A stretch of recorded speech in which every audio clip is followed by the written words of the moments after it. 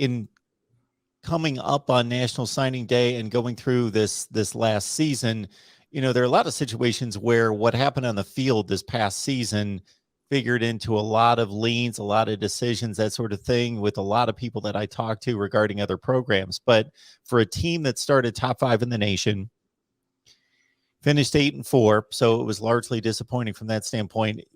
It doesn't seem to have moved the needle negatively at all. Yeah, and that's really a testament to this coaching staff, because you're right. I mean, 8-4 could certainly have set back this recruiting class a little bit, but when you look at it, I think the staff's been able to do a good job of painting the picture of, they had four new starters along the offensive line, had some injuries there, had some injuries at the quarterback position.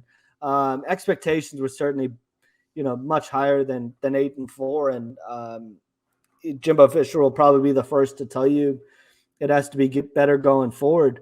But the staff has just done such a good job developing relationships during the process, and being able to stay on guys and deliver their message in a way that's appealing to recruits. And you look at a guy like Evan Stewart, that was one guy with the offensive struggles that they've had. He was a guy that struck me as one that maybe the season would really hurt with. But when you look at what happened at Texas and Florida and some of the others, I think A&M also benefited from that as well. That they had a down year, but so did Tech. Texas isn't even going to a bowl game. Florida struggled. That played into the Evan Stewart recruitment. LSU's having their problems right now.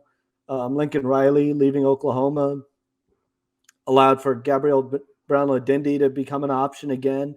And so they've been able to take advantage of these opportunities. But going back to Evan Stewart, and the reason I bring him up as a good example was he was a guy that took a look at the offense and said, there's not a guy in the offense that can do what I can do. And so I can come into this offense and be the player that can kind of change the direction of the program offensively.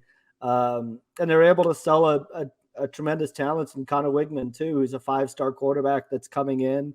And I think he's a guy that's, when you look at Quinn Ewers and his, him looking at his options again, A&M hasn't really been in the picture because they feel so good about Connor Wigman and him coming in. And so they've really sold him as a chance to play with him. And you look along the offensive line as well with guys like Cam Dewberry and others. They really pointed to the fact that young players got on the field early and got better. And they took note of the way that Bryce Foster played and Reuben Fothery as kind of those little high points in what was otherwise a disappointing year.